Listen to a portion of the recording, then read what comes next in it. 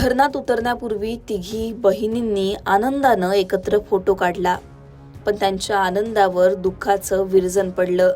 अवघ्या काही मिनिटातच होत्याचं नव्हतं झालं. हा फोटो शेवटचा ठरला. धरणात बुडून तिघी बहिणींचा दुर्दैवी मृत्यू झाला. ही घटना आहे सिंधुदुर्गच्या वैभववाडी तालुक्यातील करूळ जामदारवाडी येथील धरणात घडलेली. पोहण्यासाठी गेलेल्या 7 जणांपैकी 3 मुलींचा धरणात बुडून दुर्दैवी मृत्यू झाला. बुधवारी सायंकाळी 4:30च्या सुमारास ही हृदयद्रावक घटना घडली.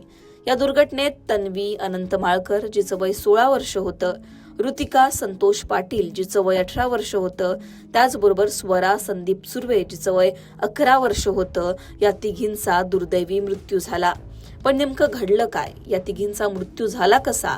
तर मिळालेल्या माहितीनुसार तन्वी, ऋतिका आणि स्वरा, त्याचबरोबर करण वारंग, श्रुतिका वारंग, विराज पाटील आणि जार्गवी सुर्वे हे 60 जण दुपारी 4च्या सुमारास जामदारवाडी धरणावर पोहण्यासाठी गेले होते. पाण्यात उतरल्यानंतर स्वरा हिला पाण्याचा काही अंदाज आला नाही, त्यामुळे ती पाण्यात बुडू लागली. तिला वाचवण्यासाठी गेलेल्या तन्वी आणि ऋतिका या दोघांचा सुद्धा पाण्यात बुडून मृत्यू झाला. स्थानिक ग्रामस्थांनी धाव घेऊन तिघींनाही बाहेर काढलं, परंतु तोपर्यंत उशीर झाला होता. या तिघींचा पाण्यात बुडून दुर्दैवी मृत्यू झाला.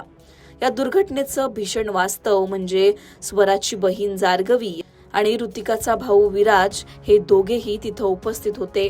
आपल्या डोळ्यांसमोर आपल्या भावंडांना पोहताना पाहून या दोघांनीही हंबरडा फोडला. एका क्षणात हसण्या खिदळण्याचं रूपांतर आक्रोशात झालं. धरणात उतरण्यापूर्वी या तिघी मैत्रिणींनी एकत्र फोटो काढला होता. हा फोटो काढल्यानंतर अवघ्या काही मिनिटांमध्येच ही हृदयद्रावक घटना घडली. तिघांच्या आनंदावर दुःखाचं विरजन पडलं. मृत स्वरा सुर्वे ही मुंबईमध्ये राहत होती. ती इयत्ता 6वीत शिकायची. आजीच्या एका कार्यानिमित्त करूड भोयडेवाडी इथं ती आली होती. तन्वी माळकर हिनं सुद्धा नुकतीच 10वीची परीक्षा उत्तीर्ण केली होती.